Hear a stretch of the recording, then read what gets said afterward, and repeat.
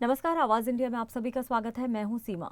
Supreme court ने वक्फ संशोधन कानून 2025 के विरोध में दाखिल याचिकाओं पर सुनवाई के दौरान एक अहम टिप्पणी की है। जस्टिस ऑगस्टिन जॉर्ज मसी ने कहा है कि कोई भी कहीं भी रहे, इस्लाम इस्लाम ही रहेगा। जज ने केंद्र की उस दलील पर यह बात कही जिसमें कहा गया था कि ट्राइबल एरिया में रहने वाला अनुसूचित जनजाति का मुस्लिम समुदाय इस्लाम का उस तरह पालन नहीं करता जैसे देश के बाकी हिस्सों में किया जाता है। मुख्य न्यायाधीश भूषण रामकृष्ण गवई और जस्टिस ऑगस्टिन जॉर्ज मसीह की बेंच लगातार 3 दिन से वक्फ कानून मामले की सुनवाई कर रही है।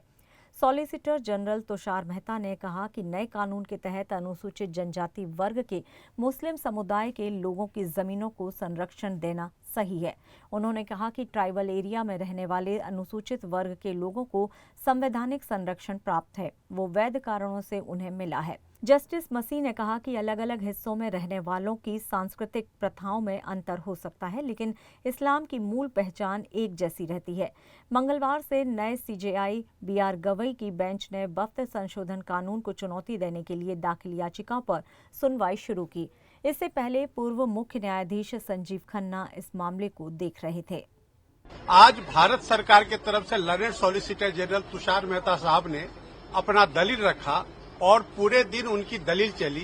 पूरे दलील में कल जो मुस्लिम पक्ष के द्वारा जो एक तरह से झूठा आरोप लगाते हुए जो वक्फ अमेंडमेंट एक्ट है 2025 का, उस पर जो उसके बारे में उन्होंने जो झूठ परोसा था, किस तरह से माननीय सर्वोच्च न्यायालय को गुमराह करने की कोशिश की थी, इन तमाम बिंदुओं पर पूरे दिन एक एक करके एक एक प्रावधान पर और मुस्लिम पक्ष के एक एक आर्गूमेंट का जवाब माननीय भारत सरकार सॉलिसिटर जनरल ने केंद्र सरकार की तरफ से हाजिर होते हुए दिया है।